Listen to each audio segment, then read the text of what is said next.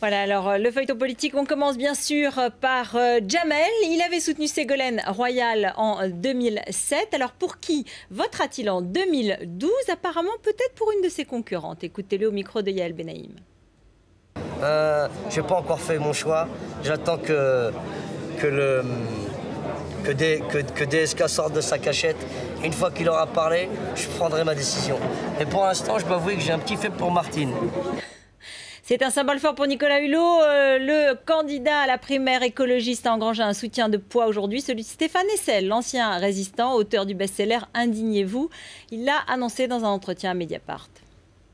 Nous avons la chance que Nicolas Hulot soit prêt à entrer dès maintenant en campagne et je l'en félicite, ce qui veut dire que quoi qu'il arrive maintenant, mon soutien à Nicolas Hulot lui est acquis. C'est une drôle de coïncidence pour le quotidien Le Parisien. Vendredi, alors que Nicolas Sarkozy soufflera les bougies de sa 4e année à l'Élysée, Jean-François Copé recevra Daniel Mitterrand au siège de l'UMP pour parler des réfugiés tunisiens dont son association s'occupe. Et François Mitterrand encore, on en parlera souvent dans les prochains jours, car la gauche fêtera les 30 ans de son accession au pouvoir le 10 mai prochain. François Mitterrand évoqué avec beaucoup de nostalgie par Lionel Jospin, c'était ce matin. Pour la France, ça a été une modernisation du pays, une ouverture. Mais pour vous? Et pour moi, eh bien, il m'a offert les plus belles années de ma vie, du moins en politique.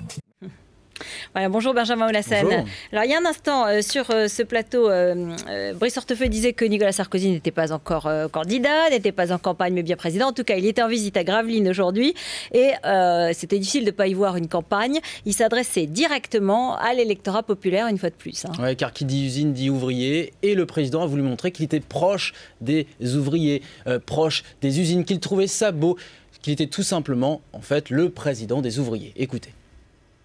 Je conteste ceux qui disent du mal des usines.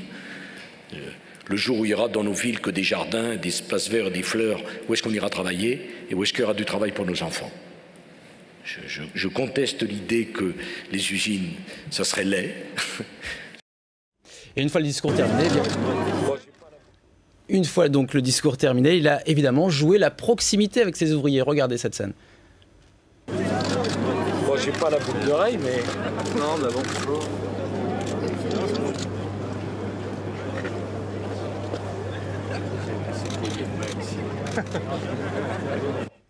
Voilà, Nicolas Sarkozy qui joue la proximité. Mais de l'autre côté, du côté de Dominique Strauss-Kahn, il y a une photo qui pourrait lui porter préjudice. J'en ai parlé tout à l'heure. Oui, cette photo, on va la voir à l'instant. Elle illustrait un article parlant de ce QG imaginaire. Eh bien, cette photo, elle n'est pas imaginaire. On l'a vue donc sur le site du Parisien. On voit bien cette Porsche dans l'axe à côté donc de DSK et d'Anne Sinclair. Et évidemment, sur Twitter, eh bien, ça a provoqué l'ironie. On parle d'ores et déjà de Porsche caviar en référence à la gauche caviar. Merci Benjamin Oulassane. Tout de suite, notre débat dans un instant.